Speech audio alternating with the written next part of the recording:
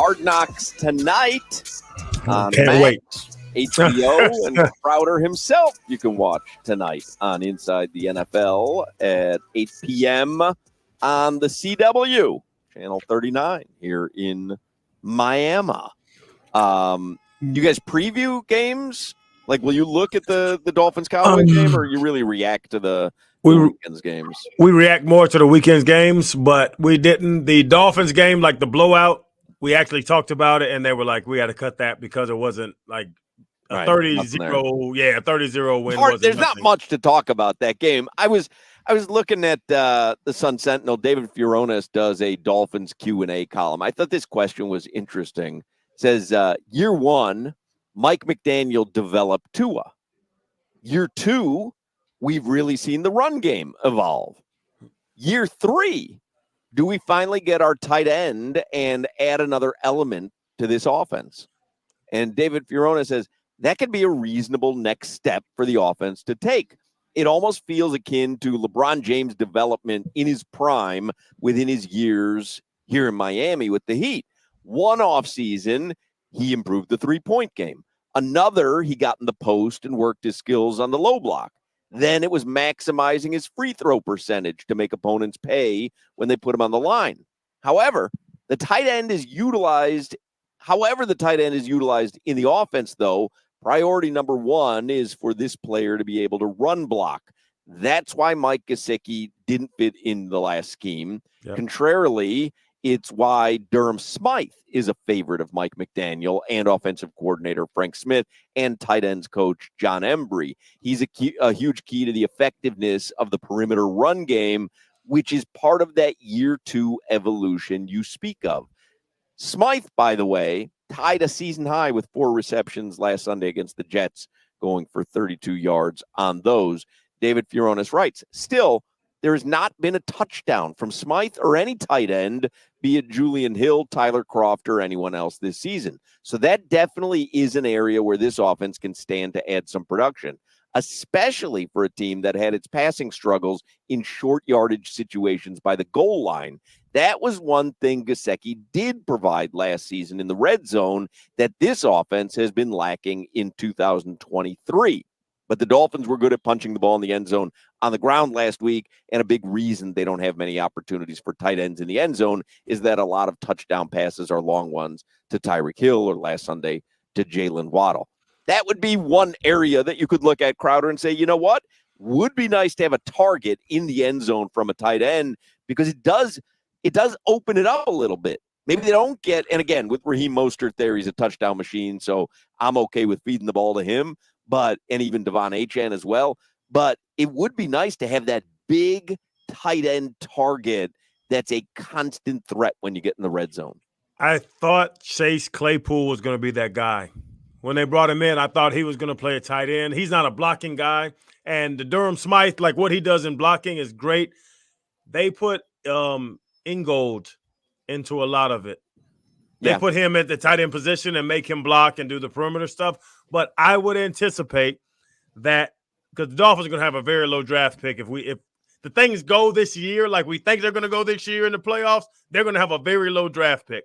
And I think a tight end, a George Kittle type, one of those type guys would be what they target for Tua and for this offense. But they're putting guys in situations that it's not their position to play in because of the fact that I personally don't think Durham Smythe is a receiver. Even though he had 4 targets or 4 catches, I don't think Durham Smythe is a receiver that Mike McDaniels wants in that position. Hold on a second. So you guys don't like the post fade to Tyreek Hill in a goal line situation? It really drives me crazy. Run the ball.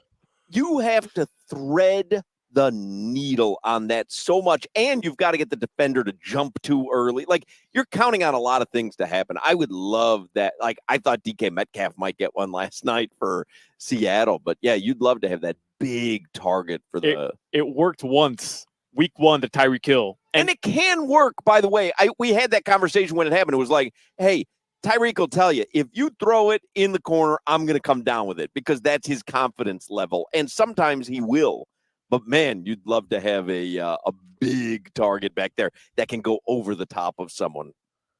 I thought it was going to be Claypool, Crowder. You're right, because I thought when they brought him in, like he's a tight end in this system. He could be a perfect tight end in this system. He caught a pass the other day too, but bro, they haven't used him at all.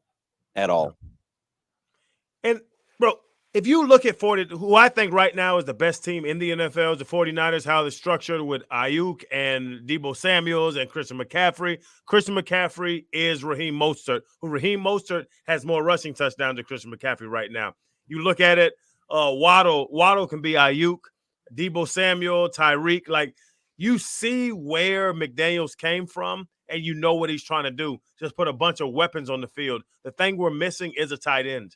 They're going to go get it. They're going to get a dual threat tight end somehow, somewhere, draft, if it's free agency. They are going to get a dual threat tight end this offseason. It is funny, David Fioronis. I'm just looking at the next question in his Dolphins Q&A column. The question is, can we start running the corner fade in the end zone with taller receivers? Is Chase Claypool not playing related to poor practice? And Fioronis writes, this falls in line with the last question and undrafted rookie tight end Julian Hill. He could be an option for such routes. Claypool is someone I've wanted to see in such a role. McDaniel often alludes to a package the team has for him that they never get to. Claypool got some snaps late in the Sunday blowout against the Jets, but still not seeing the field in meaningful reps, even when Tyreek Hill is out. McDaniel has alluded to Cedric Wilson Jr. earning his reps over Claypool due to what he shows in practice. So Chase Claypool, he never fit in with the Bears. He's had trouble. Like, he just may not be a guy that shows enough during the week to warrant targets and plays, because something's up there, because he is like tailor-made for that situation. When Waddle became the 1 this past week with the Jets, Berrios moved up to the 2, and then Cedric Wilson was still the 3. I don't know what Claypool's doing wrong. And Durham Smythe got more targets than he's gotten all season long. I don't know what Claypool is doing wrong, but they don't trust him like that. I just see with the targets, with the catches, like Claypool's not that guy. Berrios gets more run. Cedric Wilson gets more run than Claypool does. And Claypool is bigger than me. Claypool is gigantic. We know how hard it is to learn this offense. And he just got here a couple weeks ago. I mean, probably been 5-6 weeks now. But that probably has to do with it. But Crowder, it's pretty simple. This offense is Tyreek Hill, Raheem Mostert, then Jalen Waddle, Devon Achane. Like 1A, 1B, 2A, 2B, and then a bunch of other guys. Period. End of story. I'm just saying, strictly goal-to-go situations, the Dolphins have been asked this year. Like that's where they really struggle. That just have packages for Claypool. Just keep giving it to Raheem Mostert. Just keep giving it to Raheem Mostert. They haven't, because in Tennessee game, they talked about that, where the Tennessee Titans defense in the red zone was the best defense. The Dolphins offense was the best red zone offense in the league. And we saw what happened. The Tennessee defense beat the Dolphins offense. But no, they're not ass in the red zone. We just have to figure out how to score. Not in the red zone. In the red zone, they're actually really good. Like, their red zone numbers overall are great. Goal to go right? Situations where it's first and goal, where the only way they can, advance is a touchdown. There, they haven't been good. And that's why we were so frustrated. Hey, why are you not running the ball on first, second, and goal? And then on third and goal, you want to run the ball against Tennessee? Well, that's because Mike McDaniel was getting cutesy, though. Yeah. That was a byproduct of cutesy. Somebody texts in, guys, we're scoring a boatload of points. I really feel like we're splitting hairs at this point. Yeah, we totally are. It's not. We're not addressing a major problem where it's like this is what good teams do. It's like when things are going well, you figure out why Chase Claypool isn't getting a bunch of targets and Durham Smythe is. Yes, we are totally splitting hairs there. So don't worry about it. Text.